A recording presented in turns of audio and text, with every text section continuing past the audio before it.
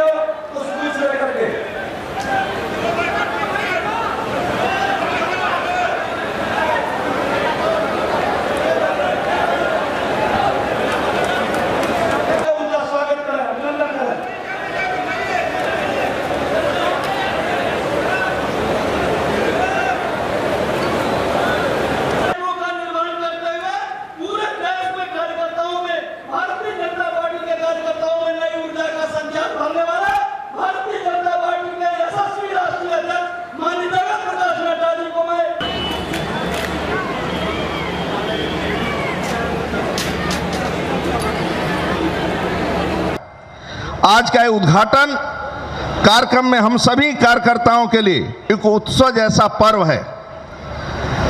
उसी के माध्यम से गरीब कल्याण रैली भी है। कार्यकर्ताओं के लिए कार्यालय एक मंदिर होता है। भाजपा का प्रत्येक कार्यालय संस्कार और ऊर्जा का केंद्र होता है। माननीय प्रधानमंत्री नरेंद्र मोदी जी ने कहा था, देश का कोई जिला न बिना कार्यालय के नहीं होना चाहिए।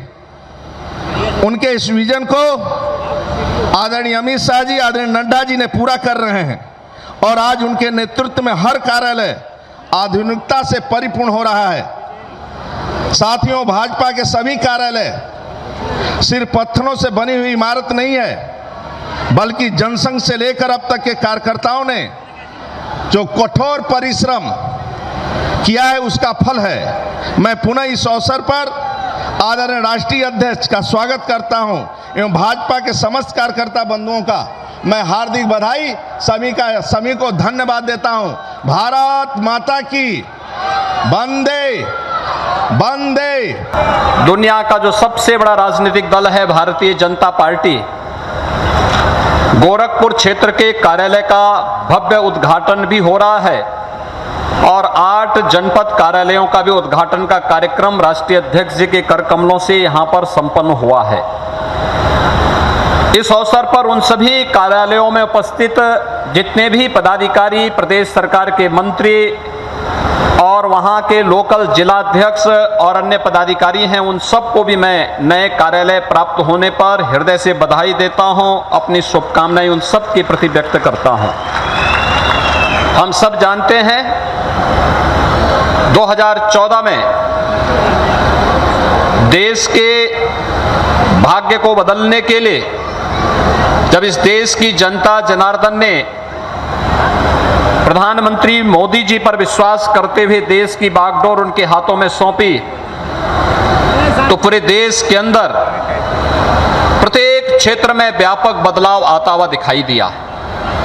आज उस बदलाव को गांव में गरीब के घर, हर नौजवान, हर महिलाएं, समाज के प्रत्येक तबके के द्वारा स्वीकार किया जा सकता है और उनके द्वारा हर एक स्तर पर उन योजनाओं को पूरी मजबूती के साथ न केवल स्वीकार किया जाता है बल्कि व्यापक पैमाने पर लाभार्थियों का एक समूह देश के अंदर खड़ा हुआ है कि पहली बार देश की योजनाओं का लाभ देश के गरीबों को बिना भेदभाव के प्राप्त हुआ है। और ये सब संभव हो पाया है इस देश के यशस्वी प्रधानमंत्री आदरणीय नरेंद्र मोदी जी के कुशल मार्गदर्शन और नेतृत्व के कारण। भाइयों बहनों, 2014 में देश के अंदर परिवर्तन हुआ और प्रधानमंत्री के रूप में देश के भाग्य से श्री नरेंद्र मोदी जी देश के अंदर प्रधानमंत्री के रूप में आए। लेकिन उत्तर प्रदेश के अंदर उन योजनाओं को प्रभावी ढंग से लागू करने के लिए उस समय की राज्य सरकार ही बाधक बनी हुई थी और उन सभी बाधाओं को तोड़ते हुए प्रधानमंत्री जी के विजन को आगे बढ़ाने के लिए जब 2017 में प्रधानमंत्री जी के आह्वान पर उत्तर प्रदेश की जनता जनार्दन ने भारतीय जनता पार्टी के समर्थन में अपना भारी बहुमत से सरकार का गठन करवाने में अपना योगदान किया, तो आज उसका लाभ उत्तर प्रदेश के अंदर करोड़ों की संख्या में लाभार्थियों को मिली हुई योजनाओं का लाभ उस रूप में देखने को प्राप्त हो रहा है। ये लाभार्थी समूह जो आज यहां पर बैठा है, गरीब कल्याण योजनाओं का लाभ, अलग अलग योजनाओं का लाभ उन्हें प्राप्त हुआ, चाहे वह प्रधानमंत्री आवास योजना हो, प्रधानमंत्री स्वच्छ भारत मिशन के अंतर्गत हर गरीब परिवार के पास अपना शौचालय हो, प्रधानमंत्री उज्ज्वला योजना में हर गरीब परिवार के पास अपना रसोई गैस का कनेक्शन हो, या फिर सौभाग्य योजना के अंतर्गत विद्युत का कनेक्शन हर गरीब परिवार के पास हो, अंत्योदय और पात्र गृहस्थी के अंतर्गत हर गरीब को राशन की सुविधा का लाभ प्रदान करने का कार्य रहा हो, या नौजवानों के लिए प्रधानमंत्री मुद्रा योजना, स्टार्टअप की योजना, प्रधानमंत्री स्टैंड अप की योजना, डिजिटल इंडिया का कार्यक्रम हो, जिसके माध्यम से लाभार्थियों को घर में बैठे बैठे उनके बैंक अकाउंट में शासन की सब्सिडी का लाभ प्राप्त होता हुआ दिखाई दे रहा है। एक व्यापक पैमाने पर लाभार्थी समूह उत्तर प्रदेश के अंदर भी बड़ी संख्या में तैयार हुआ और उस लाभार्थी समूह के साथ प्रधानमंत्री जी का सीधे संवाद आज हम सबके सामने इन सभी योजनाओं की पारदर्शिता को भी एक बार सबके सामने प्रस्तुत करता हुआ दिखाई देता है। मेरा ये सौभाग्य है कि आज मुझे 2 in 1 एक ही सभा में 2 कार्यक्रमों के बारे में चर्चा करने का मौका मिल रहा है और 2 कार्यक्रमों में शामिल होने का मौका मिल रहा है। एक तरफ हम भारतीय जनता पार्टी जहां कार्यालयों का उद्घाटन करती है, तो वहीं गरीब कल्याण के लिए जो हमारा सतत प्रयास है, उस प्रयास को आगे बढ़ाने के लिए गरीब कल्याण मेला भी लगाती है और लाभार्थियों को लाभ पहुंचाने का अंतिम पड़ाव को भी पूरा करती है। ऐसे कार्यक्रम में मुझे शामिल होने का मौका मिला है। मित्रों, मैं गोरखपुर आऊं और गोरक्षनाथ जी के नमन न करूं, उनसे आशीर्वाद न लूं, तो मेरी ये यात्रा अधूरी है।